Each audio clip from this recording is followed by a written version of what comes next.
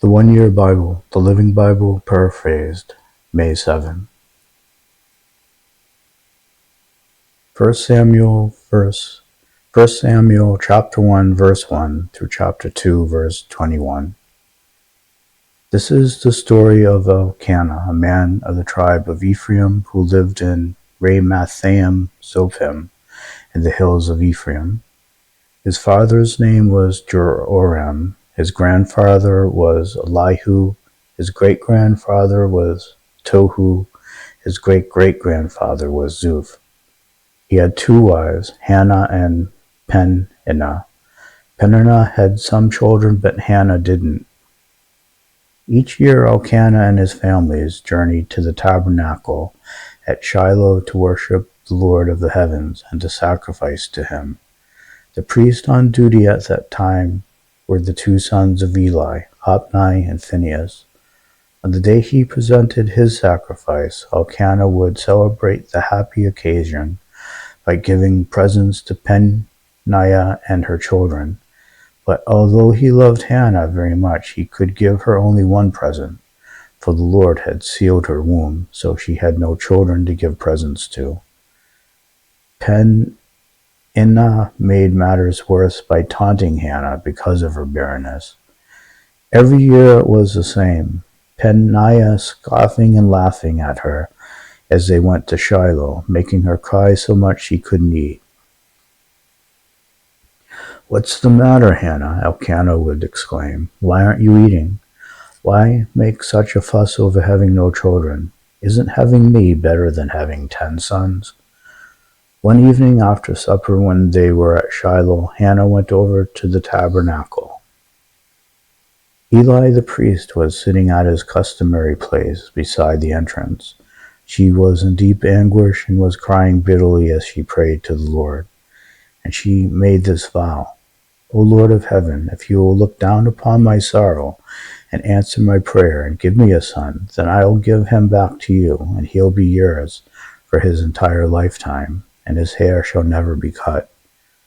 Eli noticed her mouth moving as she was praying silently, and, hearing no sound, thought she had been drinking. "Must you come here drunk?" he demanded. "Throw away your bottle." "Well, no, sir," she replied. "I'm not drunk, but I'm very sad, and I is pouring out my heart to the Lord. Please don't think that I am just some drunken bum."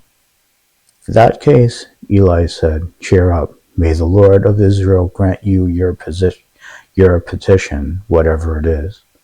"Well, thank you, sir," she exclaimed, and went happily back and began to take her meals again. The entire family was up early the next morning and went to the tabernacle to worship the Lord once more. Then they returned home to Ramah, and when Elkanah slept with Hannah, the Lord remembered her petition. In the process of time, a baby boy was born to her. She named him Samuel, meaning asked of God, because she said, "I asked the Lord for him."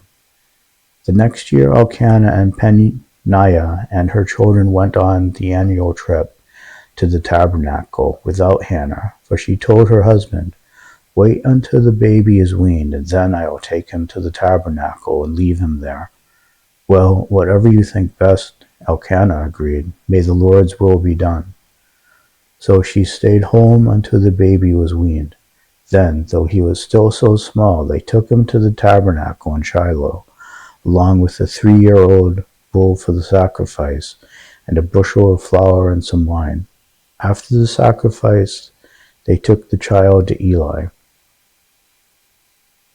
"Sir, do you remember me?" Hannah asked him. "I am the woman who stood here at that time praying to the Lord. I asked him to give me this child, and he has given me my request. And now I am giving him to the Lord for as long as he lives." So she left him there at the tabernacle for the Lord to use. This was Hannah's prayer: "How I rejoice in the Lord, how he has blessed me. Now I have an answer for my enemies, for the Lord has solved my problem. How I rejoice. No one is as holy as the Lord. There is no other God, nor any rock like our God. Quit acting so proud and arrogant. The Lord knows what you have done, and he will judge your deeds. Those who are mighty no more. Those who are weak are now strong. Those who are well are now starving. Those who are starving are fed. The barren woman now has 7 children. She with many children has no more. The Lord kills, the Lord gives life. Some he causes to be poor and others to be rich. He cuts one down and lifts another up. He lifts the poor from the dust, yes, from a pile of ashes, and treats them as princes sitting on the seats of honor. For all the earth is the Lord's, and he has set the world in order. He will protect his godly ones, but the wicked shall be silenced in darkness. No one shall succeed by strength alone. Those who fight against the Lord shall be broken. He thunders against them from heaven. He judges throughout the earth. He gives mighty strength to his king, and gives great glory to his anointed one. So they returned home to Ramah without Samuel, and the child became the Lord's helper, for he assisted Eli the priest. Now the sons of Eli were evil men who didn't love the Lord. It was their regular practice to send out a servant whenever anyone was offering a sacrifice. While the flesh of the sacrificed animal was boiling, the servant would put a 3-pronged flesh hook into the pot and demand that whatever it brought up be given to Eli's sons. They treated all of the Israelites in this way when they came to Shiloh to worship. Sometimes a servant would come even before the rite of burning the fat on the altar had been performed, and he would demand raw meat before it was boiled, so that it could be used for roasting. If the man offering the sacrifice replied, "Take as much as you want, but the fat must first be burned as the Lord. Take as much as you want, but the fat must first be burned, as the law requires." Then the servant would say, "No, give it to me now, or I'll take it by force." So the sin of these young men was very great in the eyes of the Lord. They treated the people's offerings of the Lord with contempt. Samuel, though only a child, was the Lord's helper, who wore a little linen robe just like the priest. Each year his mother made a little coat for him and brought it to him when she came with her husband for the sacrifice. Before they returned home, Eli would bless Elkanah and Hannah and ask God to give them other children to take the place of this one they had given to the Lord. And the Lord gave Hannah 3 sons and 2 daughters. Meanwhile, Samuel grew up in the service of the Lord. The Gospel of John, chapter 5, verses 1 through 23. Afterwards, Jesus returned to Jerusalem for one of the Jewish religious holidays. Inside the city, near the sheep gate, was Bethesda pool, with 5 covered platforms or porches surrounding it. Crowds of sick folks, lame, blind, or with paralyzed limbs, lay on the platforms, waiting for a certain movement of the water. For an angel of the Lord came from time to time and disturbed the water, and the first person to step down into it afterwards was healed. One of the men lying there had been sick for 38 years. When Jesus saw him and knew how long he had been ill, he asked him, "Would you like to get well?" "I can't," the sick man said, "for I have no one to help me into the pool at the movement of the water. While I am trying to get there, someone else always gets in ahead of me." Jesus told him, "Stand up, roll up your sleeping mat, and go on home." Instantly the man was healed. He rolled up the mat and began walking. But it was on the Sabbath when this miracle was done. So the Jewish leaders objected. They said to the man who was cured, "You can't work on the Sabbath. It's illegal to carry that sleeping mat." "The man who healed me told me to," was his reply. "Who said such a thing as that?" they demanded. The man didn't know, and Jesus had disappeared into the crowd. But afterwards Jesus found him in the temple and told him, Now you are well. Don't sin as you did before, or something even worse may happen to you."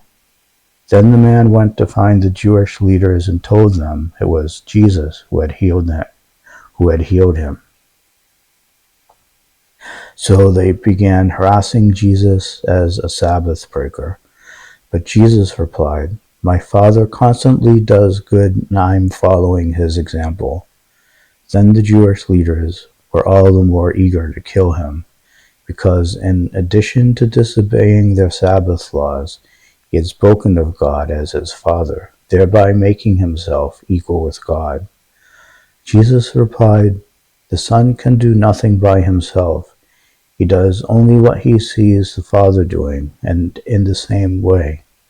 But the Father loves the Son and tells him everything he is doing. The Son will do far more awesome miracles than this man's healing.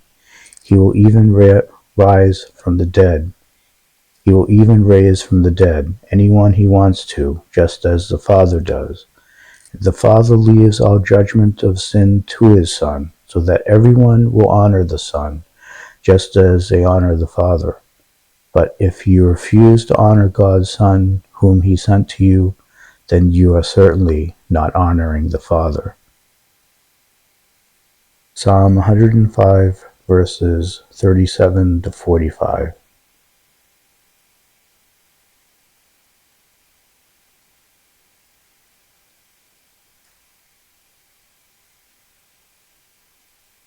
God brought his people safely out from Egypt, loaded with silver and gold. There were no sick and feeble folk among them. Egypt was glad when they were gone, for the dread of them was great. He spread out a cloud above them to shield them from the burning sun, and gave them a pillar of flame at night to give them light. They asked for meat, and he sent them quail and gave them manna, bread from heaven. He opened up a rock, and water gushed out to form a river through the dry and barren land. For he remembered his sacred promises to Abraham, his servant. So he brought his chosen ones singing into the promised land. He gave them the lands of the Gentiles, complete with their growing crops. They ate what others planted. This was done to make them faithful and obedient to his laws. Hallelujah. Proverbs chapter 14, verses 28 and 29.